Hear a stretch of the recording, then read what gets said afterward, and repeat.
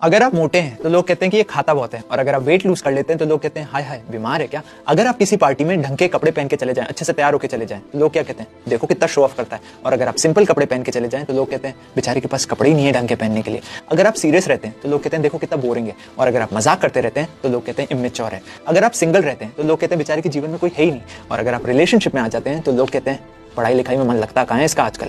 अगर आप सक्सेसफुल हैं तो आप एरोगेंट हैं, और अगर आप स्ट्रगल कर रहे हैं तो आप आलसी हैं, लेजी हैं। अगर आप सच बोल देते हैं, बेचारा बच्चा है कुछ भी बोल देता है, और अगर आप झूठ बोलते हैं तो इस पे तो भरोसा किया ही नहीं जा सकता। मेरे भाई और उनकी बहनों, आप जीवन में कुछ भी कर लीजिए, लोग आपके अंदर कोई ना कोई नेगेटिविटी तो निकाल ही लेंगे, लेकिन अगर आप अपना ध्यान उनकी नेगेटिविटी पे देने लग गए तो आप काम पे ध्यान नहीं दे पाएंगे। सोल्यूशन, ईयरफोन्स लीजिए, लगाइए और मस्त अपने काम पे ध्यान देते रहिए।